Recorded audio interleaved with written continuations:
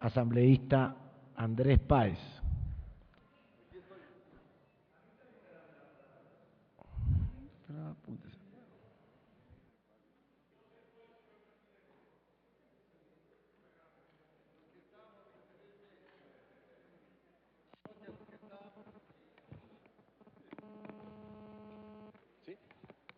Tiene la palabra asambleísta Páez.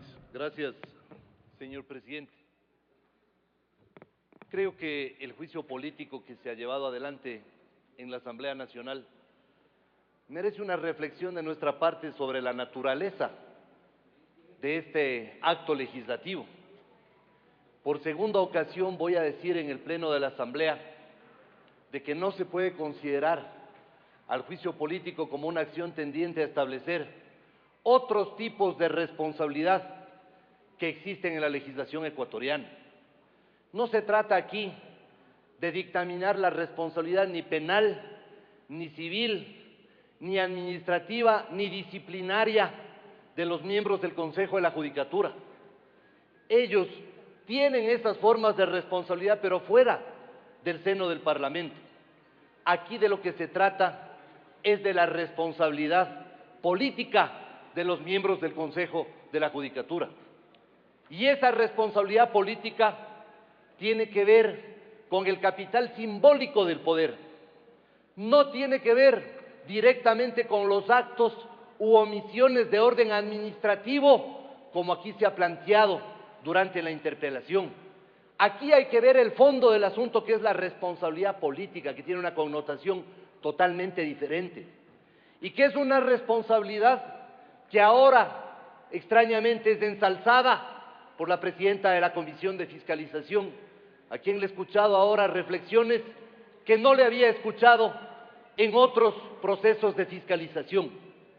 Recuerden ustedes nada más aquel juicio político que se emprendió contra el ministro de Electricidad y que la Comisión de Fiscalización, con el voto del asambleísta andino, hoy interpelante, llegó a la peregrina conclusión de que no se le podía sancionar al ministro de Electricidad porque no había pruebas. Después de 4 meses de apagones, resulta que no había pruebas para juzgarles a los miembros, al ministro de Electricidad. Y resulta de que lo mismo se aplicó para el ministro de Defensa, para el de Obras Públicas, y así sucesivamente podríamos hacer un listado enorme. Tal parece que aquí la fiscalización responde a esa política de doble rasero. Lo que nos conviene, avanza; lo que no nos conviene, cerrado.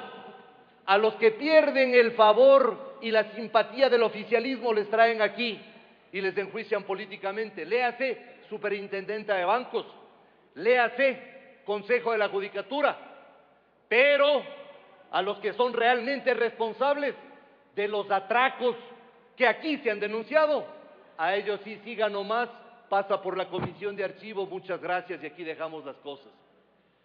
Aquí, si es que se juzga la responsabilidad política, habría que sentarle en el banquillo de los acusados al presidente de la República, que es el que ha tenido el control de la justicia durante estos 4 años. Aquí, si se tratara de enjuiciar la responsabilidad política, tendríamos que hacernos una pregunta: ¿cómo así pues ahora los señores son tan malos y hace 4 años eran súper buenos? ¿Cómo así recién ahora se les ocurre enjuiciarles y hace poco nomás estaban con ellos de brazo, hacen los actos proselitistas de Alianza País? Esa es la política de doble rasero que no se puede admitir. Luego, ya en el juicio político en sí mismo, se ha enfocado el tema desde los temas administrativos del Consejo de la Judicatura. No se han abordado los temas de fondo de la Administración de Justicia. Hubiera sido deseable que este encauzamiento nos conduzca a determinar los temas de fondo de la Administración de Justicia. Raro es, por ejemplo, que cuando yo planteé la necesidad de ir a un procesamiento de los miembros del Consejo de la Judicatura en diciembre del 2009, por otras razones, como fue la falta de creación de algunos juzgados, que evidentemente se pudo haber hecho. Ahí sí no, en la Comisión de Justicia los miembros de Alianza País, fueron los que se opusieron a eso. Después hice un segundo intento y dije, vamos a un encauzamiento que lo proponga la Comisión de Justicia. Tampoco. Resulta que ahora el juicio viene y encaja exactamente con el propósito de la consulta popular, para ver si con esto le damos algún grado de condumio a esto de la supuesta lucha para reivindicar la justicia. Qué pena que aquí, durante el encauzamiento, se haya hablado exclusivamente de un oficio que tiene una fecha, de la sanción a un juez, de la falta de aplicación de una sanción a otro, y así sucesivamente.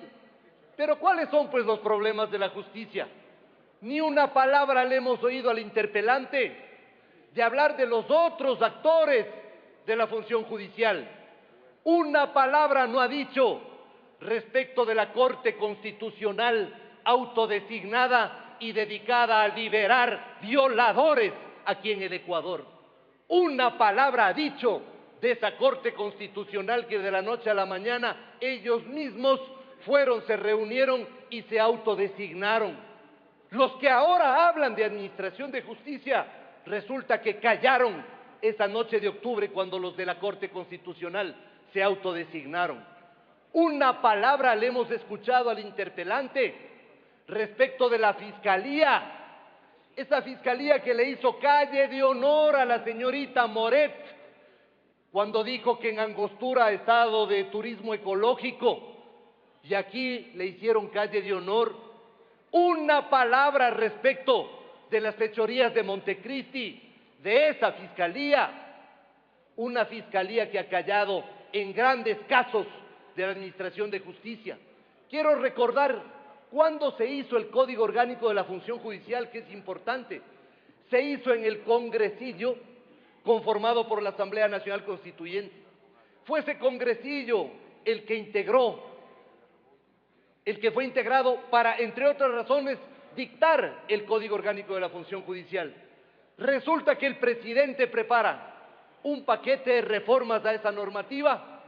En la Comisión de Justicia hacemos todo el trabajo durante mes y medio. Viene el asunto, se aprueba aquí con la adhesión de más de 100 legisladores, va al Palacio de Gobierno y en el Palacio de Gobierno dicen vetados.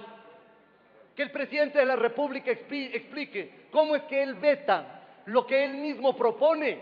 ¿Y qué se proponía en esa reforma al Código Orgánico de la Función Judicial?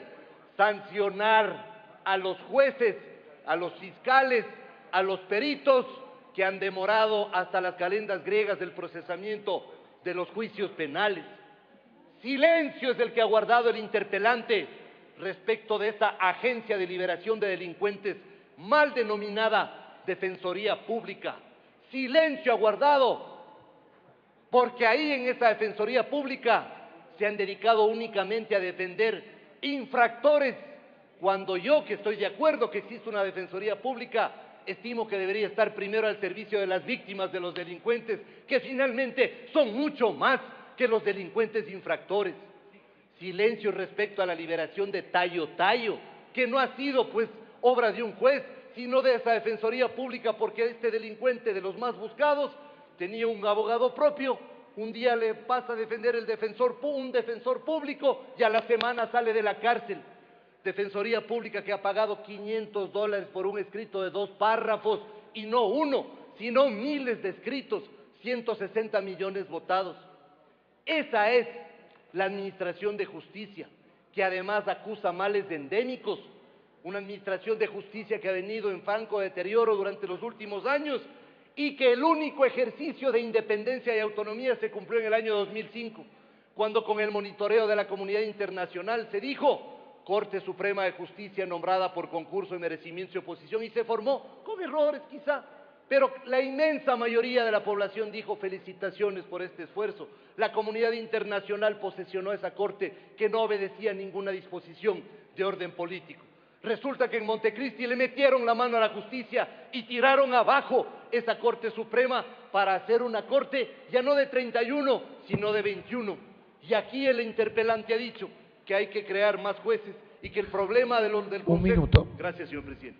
Que el problema del Consejo de la Judicatura es que no ha creado jueces y se olvida que con su voto mismo en Montecristi, de 31 bajaron a 21 los miembros de la Corte Suprema de Justicia, la convirtieron en Corte Nacional y crearon una cuarta instancia, que es la famosa Corte Constitucional, dedicada a liberar violadores. Ese es el estado de situación. ¿Cuál es el colofón de este juicio político? De que no se ha dicho una palabra sobre los problemas de fondo de la Administración de Justicia y que además se quiere hacer empatar este hecho con la consulta popular del día sábado. Eso es deleznable, porque aquí la fiscalización tiene que orientarse a salvaguardar los grandes intereses del país, no a secundar estas maniobras de carácter electoral que definitivamente son incompatibles con la naturaleza de la fiscalización parlamentaria. Gracias, señor presidente. Gracias.